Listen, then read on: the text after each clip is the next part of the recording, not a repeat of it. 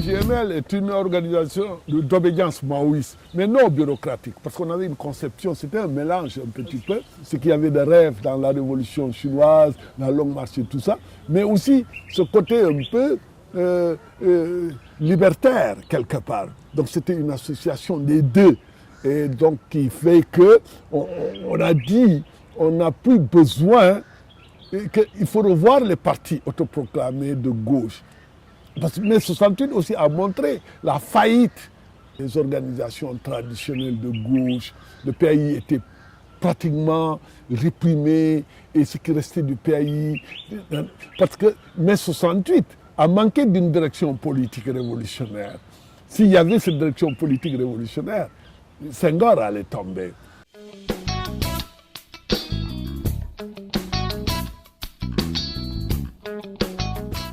Là, c'est très, très important. Très important.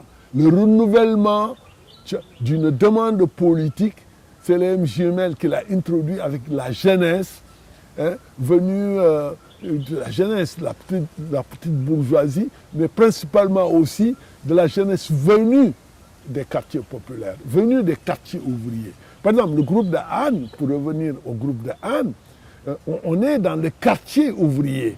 Il y avait les travaux publics à l'époque qui étaient là. Il y avait les cheminots également, parce qu'il y a la gare ici aussi à Anne. Et c'est à partir des jeunes nés de ces classes-là que le groupe de Anne s'est constitué. Plus maintenant, nous qui venions à l'époque de ce mouvement de mai 68. Nous, on avait ici, dans le groupe de Anne, il y a eu les Dabafal, les Maréouane, qui étaient quand même au lycée, mais qui étaient dans l'organisation révolutionnaire et qui étaient représentatifs de ces jeunes filles qui commençaient à vraiment casser tous les tabous qu'il y avait dans la société sénégalaise et qui étaient porteurs d'une nouvelle culture. Nous, à l'époque, on portait ce qu'on appelle les anangos. C'était des sortes de tenues à l'africaine avec les tissus Lagos et tout ça.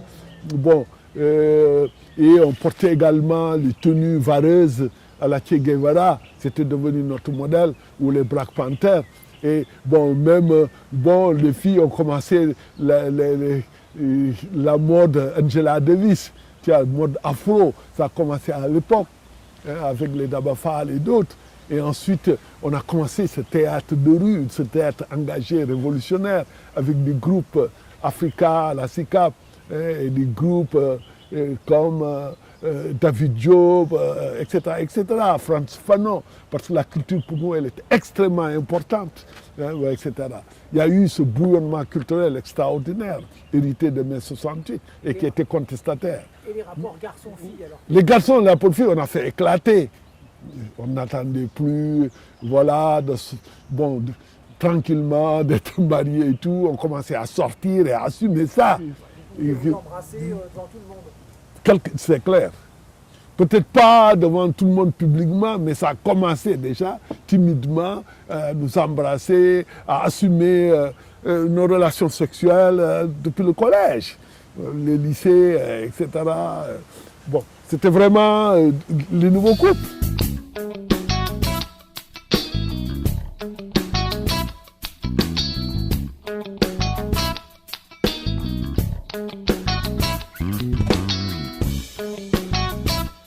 J'étais souvent arrêté, j'étais le seul du groupe qui a connu la prison 3 fois. J'étais arrêté en 69 également, suite aux événements, je suis retourné en prison. J'ai été libéré 10 mois après, et c'est Landing qui est venu me chercher en prison. Je n'oublierai jamais ça. Et je suis venu ici, au niveau de Anne, Yarach, ici, chez moi, et quand je suis rentré, à minuit, Omar est venu me voir avec Joe Wakam.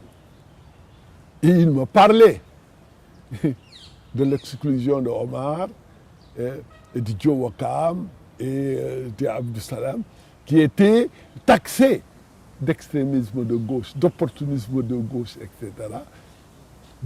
Taxés d'être porteurs d'un courant anarchiste à l'intérieur, etc. Bon, moi j'ai écouté, je les ai raccompagnés J'ai découvert, c'est là où j'ai découvert Omar, j'ai connu Omar. Je suis allé chez lui ce soir. Ce soir-là, je l'ai accompagné jusqu'au chez lui tard.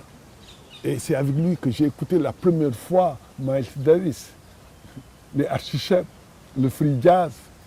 On a beaucoup parlé ce jour-là.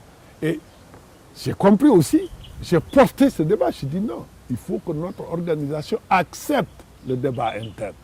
Qu'on accepte les courants à l'intérieur du mouvement maoïste.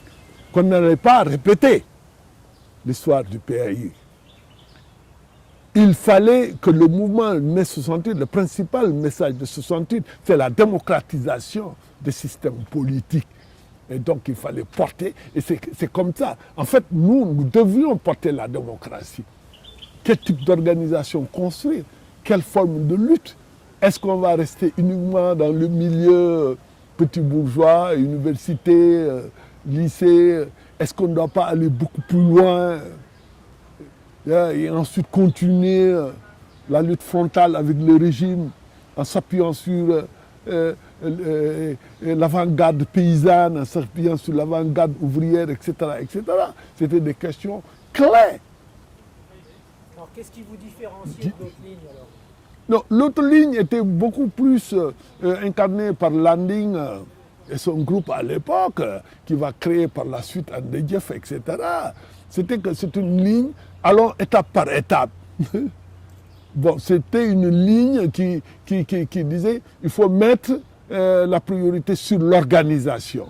Nous on a dit, écoutez, pour la démocratie et la mise en place des mécanismes de légitimation à partir d'un vote autour des lignes dans le parti, ça vaut mieux d'aller en congrès dans la clandestinité. Donc je peux dire, s'il y avait 20, je schématise, s'il y avait 20 représentants, etc., si nous étions 20 ou 50, les 95% avaient voté pour notre motion. Bon, on a gagné, mais eux, tout de suite, ils sont sortis. Ils ont démissionné, ils ont créé Kharebi, ils se sont retrouvés autour d'un journal. Il y a eu la répression qui s'est abattue à partir de la découverte de journaux qu'ils allaient distribuer.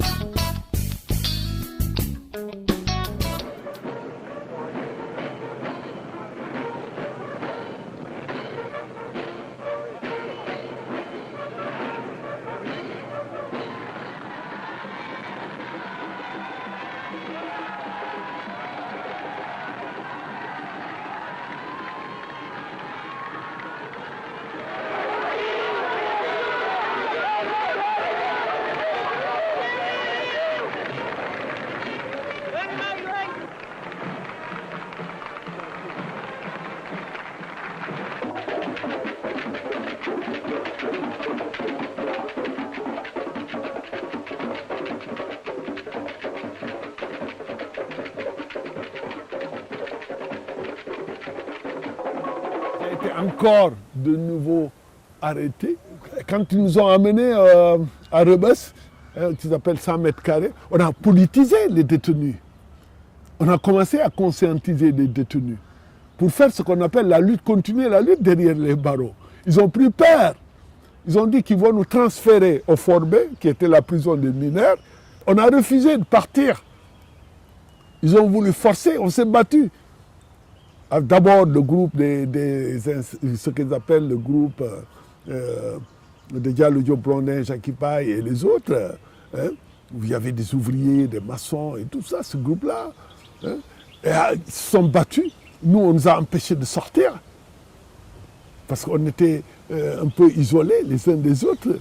Et après, eux, on les a amenés au Fort B. Et nous, quand ils sont partis, on a déclenché la mutinerie. Avec les droits communs. Avec les droits communs. C'est comme si c'était hier. Je suis allé avec quelqu'un, un Français à l'époque, qui était détenu de droit commun. On a ouvert toutes les portes des cellules avec la ceinture. Les boucles de ceinture, là, le pointu, là, les cadenas de sécurité, on l'a ouvert avec... C'est incroyable.